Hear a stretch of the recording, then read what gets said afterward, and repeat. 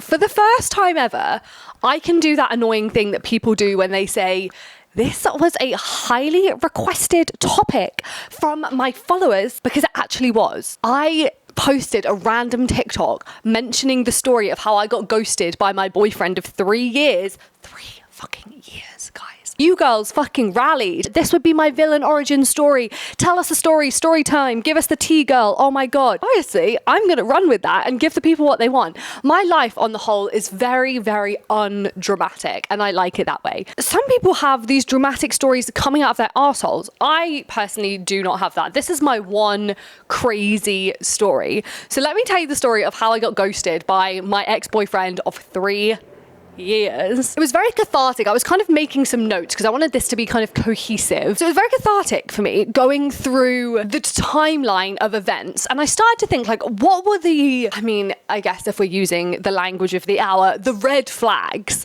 for this happening? What were kind of the signals that I should have been like, Polly, what the fuck are you still doing? Because when I tell you I should have ended this relationship 2, 3, 4 months in, that should have been the first red flag. And I knew that from the get-go. But you know, when you're kind of in it and you don't really know, and it's like hindsight is 2020, like it's easy to say afterwards, oh, I should have ended it 6 months in, whatever. Before I tell you the story of fucking Casper the Ghost, let me tell you some of the red flags that in hindsight I've looked back and thought, okay, Polly, this should have been a fucking siren going off telling you to pack your bag, get the fuck out of there, much like he did. Okay, so red flag number 1 was when I first met him. So I guess I'll just tell you a little bit about how we met. We met in a hostel. So I had gone to New Zealand to travel. I was living in a hostel with a bunch of girlfriends that I also met who were also traveling in New Zealand, and he was staying at the same hostel. We just got to know each other there. I lived in that hostel for 2 or 3 months.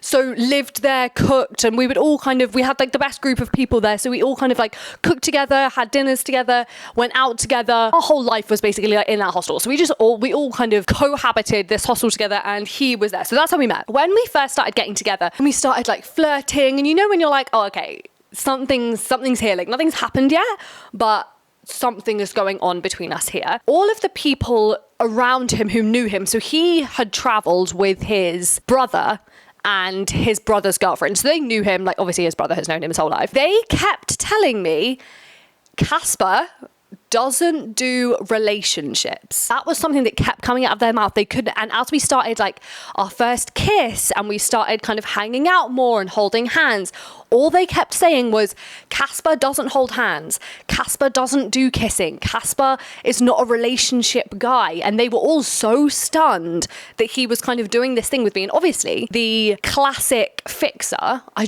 didn't realize I had this pattern until this relationship. I was like, oh, I can be the one to change you. The classic, like we know this, you know? And I didn't consciously think that, but as we know, that feels great when someone is like, oh, he never does this, but with anyone, and now he's doing it with you. Obviously, that feels fantastic to a people pleaser, to someone who likes to fix things, to someone who likes the chase, to someone who feels like they have to earn love. What better concoction for an absolute clusterfuck than a guy who doesn't do relationships? So that was red flag number 1. Red flag number 2, now girls. His kind of ex-girlfriend, who plays a big part in the story later on, came over to visit New Zealand, to visit him in New Zealand, where we all were. She stayed in the hostel where we were all at. The first thing about this, so this is, I guess, number 2, part A, is he didn't tell me who she was. He said, my friend is coming over to New Zealand to visit. So I was like, oh, great, that'll be so fun. Meet your friends from home. Amazing. Only later did I find out they'd had this enormous history together.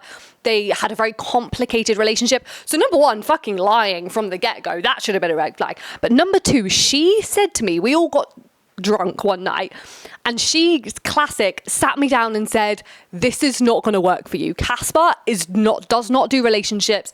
He will fuck you over. He will treat you like shit. He's always like this in the beginning. He's great in the beginning, and then he will leave. He will air you.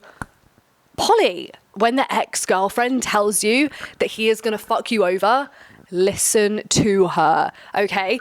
And she was not the only one. Later into the relationship, it comes out that Casper has multiple of these girls that he took great pleasure in expressing were crazy and were obsessed with him and could not get over him. Girls, when a guy tells you that his multiple of his exes are crazy, run for the fucking hills. Especially if it's multiple and the story is the same for all of them. He'd said he had these girls and they got into it thinking it was casual, and then they always wanted more, and then they turned psycho. When a guy tells you that story, that is a red flag that he is a fucking idiot. Okay, and the last kind of red flag during the relationship was that I never really knew how he felt about me. And I remember expressing this to him multiple times, that he was so hot and cold with me that I felt like at any point he could just be like, oh, I'm over this relationship now. But obviously, like, God loves a trier. So we kept going. But as we continue the story, I'll tell you why I continued to stay. So they're the red flags. Let me preface this with, this isn't like a I hate men are trash, all men are narcissists story. I think it takes two to tango. And obviously, the story, the ghosting, as the situation unfolds, a lot of it was on him. Like that, the onus was on him. He was a dickhead. But we are like, it takes two to tango. I think we are always complicit in creating the conditions of our life somewhat. And so I was also not innocent in this. I made mistakes. I fucked up. And we'll go into that at the end. Maybe I'll tell you the lessons I learned about myself. In fact, I definitely will. Let's get into the story of Polly and Casper the ghost. So let me give you a backstory about our relationship. So we met in New Zealand. Our relationship kind of blossomed. We really connected. And then, as travelers do, we were like, right, let's move to a different location. Let's move to Queenstown, which is the south of New Zealand, for the winter. Let's learn to snowboard. We'll get an apartment. That'll be so fun. So me, him, his brother and his brother's girlfriend decided to move down to Queenstown and get an apartment together. We lived there for 5 months, and when I tell you, I experienced the biggest depression of my life living in that house with him. I'm not saying it was all his fault, but I have never felt lower in my entire life than I had in those 5 months. That, Polly, was another red flag. So I was so fucking miserable. I felt so isolated. We went from having the best time ever, like with all of our friends. When we first met in Auckland, our relationship was very intense, but it was kind of casual because we always had fun. We always had other people around. And then I think we moved to Queenstown and it was just us and his family essentially. And it was just too much too fast. This is a pattern that I have, moving into things way too quickly. And so I just felt so lonely. I think reality set in and I was like, oh God, something was not working. I'll tell you that for fucking free. I was so unhappy that at the end of our lease, moved back to England. Things were good again. At the time, I didn't really associate the fact that I was so low with our relationship. I was just like, God, I'm just depressed. Like I have depression. And I saw a therapist about it. And in my mind, I was just like, I have depression. So I'm going to go home and be with my family. Went back to England. The moment I stepped off the fucking plane in England, depression vanished, you know? And so that, again, should have been a red flag for me. But anyway, so I'm at home in England and then whispers of COVID start to happen. And so I'm thinking, okay, if I'm going to go back to New Zealand, because I still have my visa there, I need to go back to New Zealand ASAP Rocky. So I fly back to New Zealand. I have another year left on my visa. And then the whole world goes into lockdown. We know what happens here. Bearing in mind, the time that I went back to England, we basically didn't speak. Like, we didn't end our relationship. It wasn't like we're breaking up. We basically just didn't say anything. Fucking classic, our entire relationship. No communication. Like, no real communication. So we hadn't really spoke. I think we'd probably text a few times, but that was it. I was living my life. I was feeling happy again. I was feeling like myself. And I was like, right, fuck it. I'm going to go back out to New Zealand. Lockdown happens. Get lonely. What do you do when you're feeling a bit lonely? You're not really surrounded by anyone. You text your ex. Classic. It's a tale as old as time. And so we start texting. And what people don't tell you about like long distance is you really can put your best foot forward. And so we text, we do phone calls, we do like fun romantic dinner dates over the phone. And all of a sudden, it's like all of the problems we'd had before did not exist. Everything was great. We were texting all the time. It was so fun. Fell in love again, whatever. After COVID happened, like in New Zealand, we were very, very lucky that we were in very, very strict lockdown for like 4 to 6 weeks. I can't remember fully. And then everything basically opened up again. So you could travel again, like within the country, everything was open. So kind of life was resumed as normal. When that happened, we kind of got back together location wise. We were physically together. We moved in together. We were living together for that entire year, basically. Then at the beginning of 2021, he decided to move back to Australia. He is from Australia. That's where his family's from. He was very close to his family. So he just decided he was done with New Zealand. He was moving back to Australia. And we were like, cool, we've done long distance before. I personally loved Australia. So I was like, cool, you go back to Australia. I'm going to do the rest of my time in New Zealand because I'm loving New Zealand. And then perhaps I'll come to Australia with you afterwards. So we were like, great, fine. Long distance is fine. So we did long distance for about 5 months. Bearing in mind, altogether now, we've probably been together like 2.5 years. We do long distance and it's okay. And it's long distance is hard, I think, because I always felt, and I expressed this to him, I always feel like when you're long distance, you're not ever fully present in your life because you are just half of you or a part of you is always thinking about this like other world that you have in a different place. And that's really how I felt. And so it was fine for a while. And then I expressed this to him. So I got on the phone with him and I was like, look, how do you think this is going? I love you, but I feel like I'm never present in my life. I feel like I can never fully enjoy my life because half of my life is here and half of my life is with you. And so I'm never fully present with you and I'm never fully present in my life. What do you think we should do? Like, what do you think about this? And the way he responded, it was like he'd been shot. He was like, oh my God, no. Like, I love you. Like, I think this is fine. But if it's not working for you, like, let's find a way to make this work together because I want to be with you and I want to continue to do this. Like, he was so affirming about wanting our relationship to continue that I was like, okay, like that gave me like a new lease of life. So I was like, right, fine. Like, let's find a way to make this work. And I said to him, okay, I feel like maybe we're almost speaking too much because I felt like we were constantly texting. We were constantly like every few days we would phone. And so that just felt like too much. So I was like, maybe we could do less random texting and maybe we could do more like once a week or twice a week. We could do like proper phone calls, like so we can catch up with each other, enjoy each other's company, but we're not constantly attached to the phone 24/7. And he was like, great, no worries. And this was about a week and a half before my birthday. So he said, how about I'm really busy this week. You're really busy with what you're doing. Why don't I call you on your birthday? Which is in like a week and a half. So let's chill the fuck out with the texting and stuff. And I'll call you on your birthday and then we can catch up.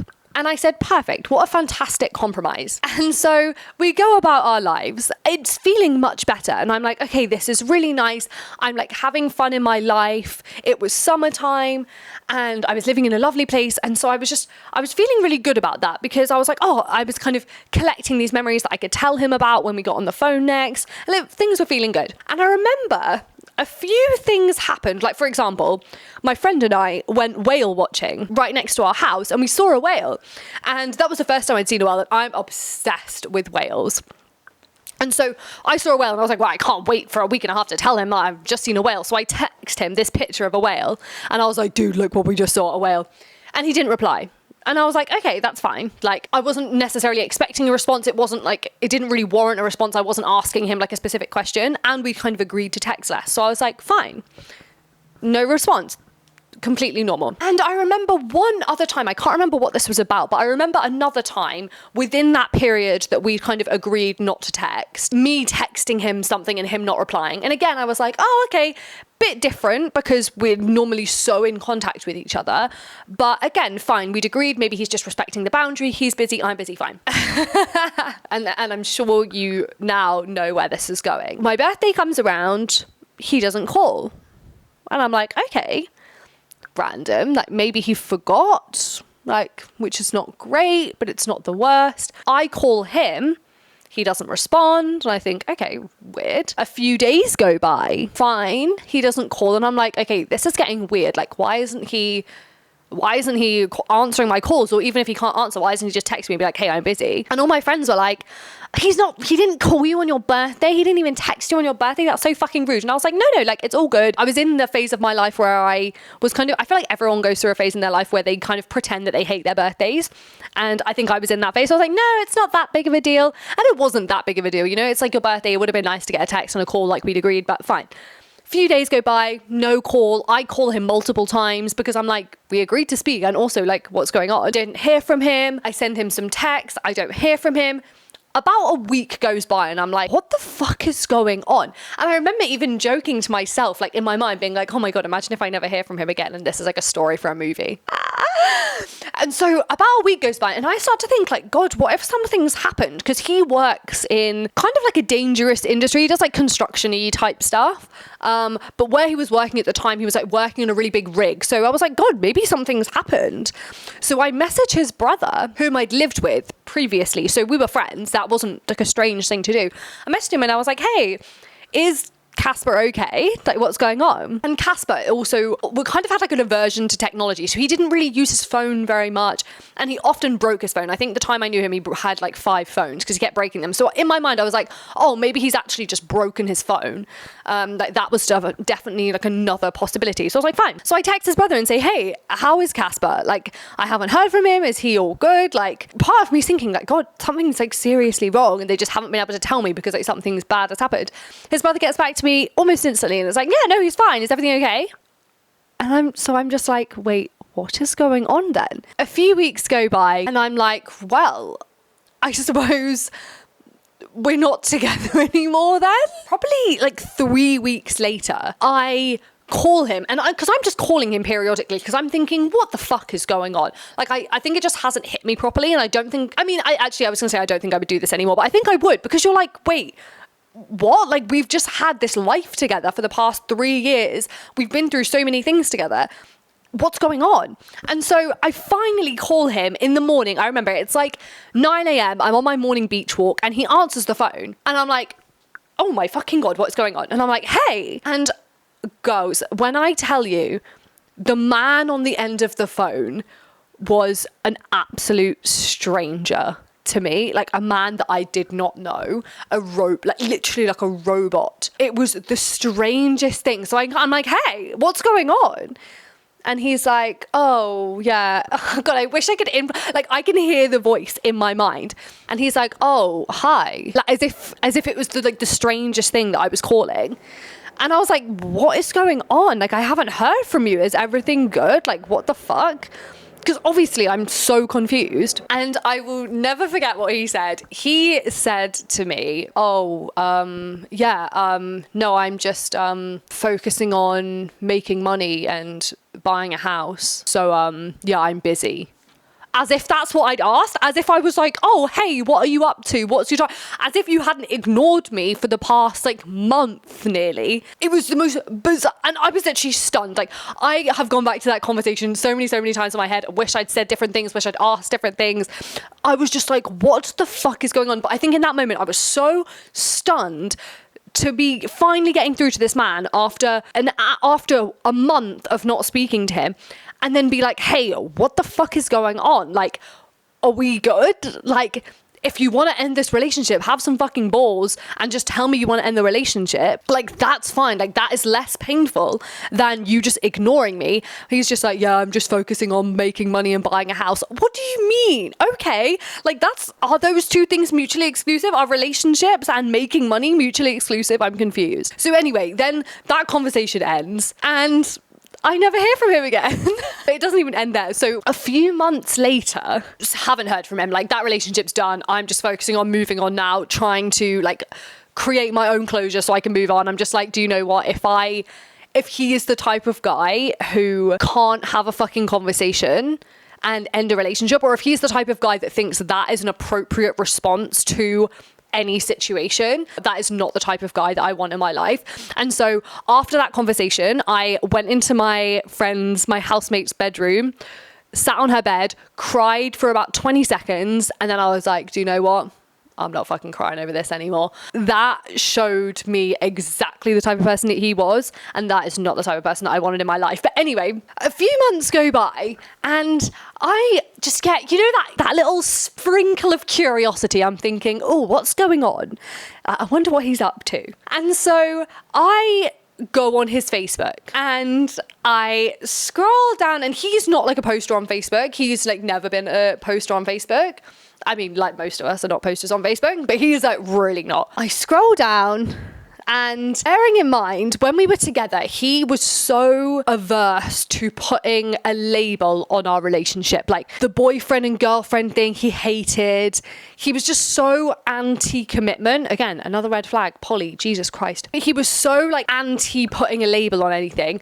Obviously, I mean, this is such a tiny little thing, but he was always like, we don't need to tell people online that we're together.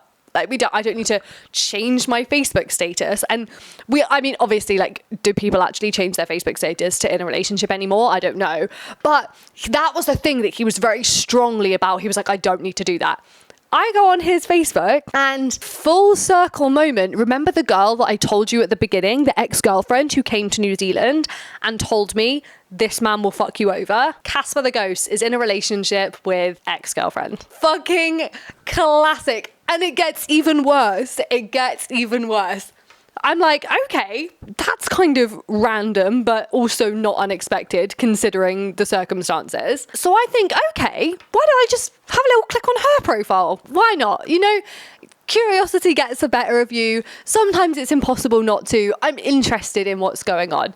I scroll down, not too far, mind. Have a little scroll. There's a few pictures of them, and I think, literally sick in my mouth.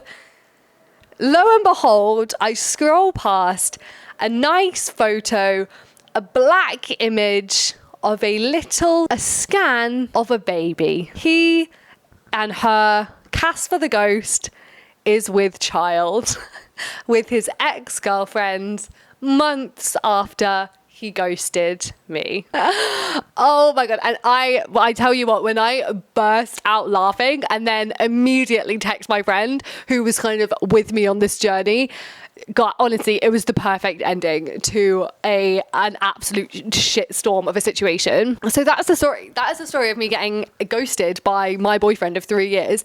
And it was so, honestly, now I look back at it and I think, fuck, that is hilarious. Like, what a hilarious ending to that story. But I can also appreciate that it wasn't hilarious, and it was really a mindfuck. Like, for so long after, actually, to be honest, I still feel this way a little bit, but it really, like, I just think ghosting is the most cowardly thing you could possibly do. I saw this TikTok, and I think it was satire, but it was like a street interview, and the girl was like, the girl asked this guy, he was like, have you ever ghosted? And he was like, oh, yeah, it's actually my preferred method. And then he was like, oh, I've tried the honest way,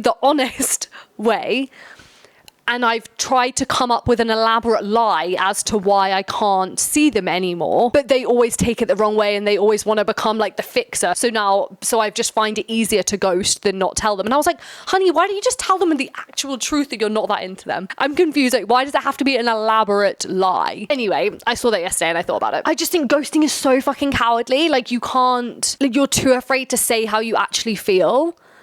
And you can be like, oh yeah, I just don't want to hurt their feelings. Fuck, like, that's not true. Like, it's not about their feelings. It's about your feelings. Like, you don't want to have an uncomfortable conversation. You'd rather just be a dickhead and not say anything. And I get that. Like, it's hard to have those types of conversations. But when I was writing the notes for this yesterday, I kind of wrote, like, what lessons did I learn from this? For a long time, and even probably still, I feel as though, like, I almost, like, lost all trust within myself, because I feel like, looking back, there were so many signs that this was not the relationship that I should have been in.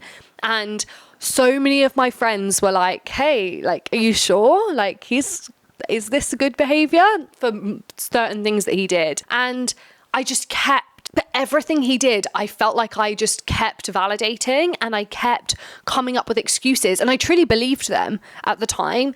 And so this whole relationship, and then like all the way up to like leading to the kind of demise, looking back, it was so hard, because I look back at that relationship and now I'm like, God, can I trust myself to make good relationship decisions, and like, can I trust myself to like choose a good guy? Because I felt like he was a great guy, and there were so many, I thought there were a lot of things that were great about him, but looking back, I'm like, God, there was nothing. Like, nothing in our relationship was like long term. I couldn't imagine a future with us together.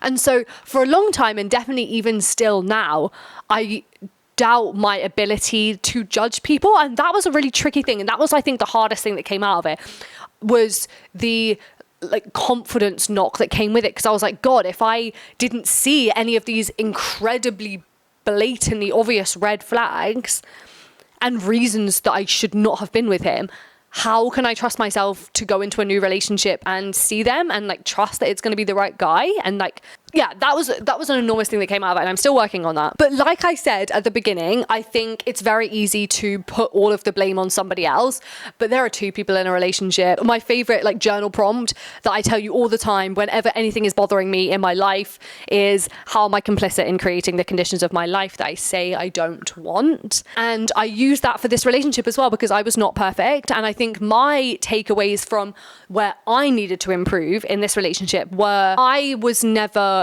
clear on what I wanted from him, to myself and to him. And I think I did the classic thing where I pretended that I wanted, and pretended to myself as well, that I wanted a very easy breezy, chill, no commitments. I was just happy to like see where things go. We didn't need to label anything. It could be super casual. And I think I like all of those things I told him. I was almost pretending to him and to myself that I wanted that. But because of that, I never gave him the opportunity to be like, okay, yes, this is what I want and I can give you that. Or obviously this is how he genuinely felt. No, I can't give you that, and walked away. And so in not being honest with how I felt to myself and to him, it kind of created an environment where I was just constantly trying to be a more like someone who didn't want a relationship and someone who was just like chill. And then on his side, he was kind of forced to be someone who wanted a relationship. Like, I feel like we were both just trying to be people in our relationship that we weren't. But it's all fucking lessons. And I think if you're ever going to have terrible dating relationship stories, this is the age to do it. And now I've got a podcast episode out of it, so that's fucking hilarious. Shall I tell you like a few of the other lessons I learned from this relationship before we wrap this up? Other takeaways I took from this was, you always know. If a part of you feels like you know deep down, even if you can't kind of intellectualize it or comprehend it, just trust that part of yourself. I knew that this was never going to be my relationship. You know, like I couldn't picture our futures together. I couldn't picture him like blending into my life. But I kind of justified that with, oh, I'm young and we both just don't know what we're doing. How can I imagine our lives together when we travel so much and we have so many different plans? And that's how I justified it. But part of me always knew that that was not the relationship that it was just not the type of relationship I wanted. Like, I wasn't proud of the relationship we had together. And so that should have been a sign. And so this is a message to myself. Like, if you feel like you know that it's over and you know that this is not the relationship for you, just fucking get out. To be honest, I just think I wanted a relationship more than I wanted him. And on reflection, damn, this is getting deep now. On reflection, I think I really didn't know what I wanted from my life. I mean, a tale as old as time. Hello, present day Polly, still feeling that way. But I think because I didn't really know what I was doing, like I'd just come to New Zealand, I didn't know what I was doing with my career. Like, I was just starting the beginning of my business and doing freelancing. And so everything was so up in the air. I think the idea of a relationship created stability and like security, or I mean, at least the illusion of those things that I really craved. And so I think instead of sitting with, oh God, what do I want for my life? It was easier to be like, okay, I'm going to be in this relationship and this relationship is going to be my life. And so that's a huge lesson. Don't listen to what people say. Watch what people do. He was, and my friend and I laugh about this so much now. Like, the reason I really liked him in the first place, that the reason I think I was kind of attracted to him and wanted to get to know him is because of his chat. Like, the way that he would speak, he always talked about feminism and he was vegan, which which I thought was really cool because I hadn't met a lot of male vegans, and the way he talked about veganism, the way he talked about communication, open communication, polyamory. He kind of said all of the right things. Like, he always talked about open communication and never being this is fucking rich. He always talked about being the type of person that would never have not amicable relationships or never have people in his life that he hated, because he was so good at communication. Imagine that, Casper the fucking ghost thinking he's good at communication, that he would never have kind of like unresolved issues in his life. And he always used to say, if we ever did separate, again, red flag, Jesus Christ, Polly, if we ever separated, we wouldn't be like the type of exes who like never spoke, because we'd just be able to work it out. Our relationship might change to like friends, but we would never not be in each other's lives, because he was so good at communication and working things out. Honey, that kind of goes without saying that communication is something maybe he needs to work on. But anyway, who really cares? Like, this was a few years ago now. I mean, it was 2021. So yeah, a few years ago now. It's a funny story to me now. Lots of lessons. Definitely some lowercase t trauma from it. Haven't had a relationship since then, or have even tried. I think maybe that is the reason for that. But I don't know. I feel like it was kind of cathartic to talk about this. Crazily, when I posted this on TikTok, I had other people commenting saying they'd had the same thing happen to them, like boyfriends of significant periods of time separating, like ghosting them. I think that's insanity. I genuinely thought and hoped that this was like an I'm not like other girls thing. Like, I did not want or expect this to happen to anybody else. But alas, apparently men are trash. I think Brittany Broski said in her podcast recently, here is a message to men: stop talking. And I thought that was really profound. I thought that was very profound. And I hope that they hear that, men, the population, I hope they hear that. Let me know your favorite parts of the episode. I want to do a few episodes over the next few weeks. I really want to get to 30 episodes. I've just set that kind of arbitrary number for myself. And then I'm going to reflect on the podcast, the direction of it, and then maybe make it a bit more cohesive. So expect a lot of different trialing and erroring over the next few weeks as I just trial the last kind of styles and ideas that I have for the podcast, so I have enough data to kind of make a decision about the direction of this pod. Thanks so much for listening. I hope that was an enjoyable one. Not very informative, but kind of hilarious. Okay, love you loads. See you in the next episode. Mwah.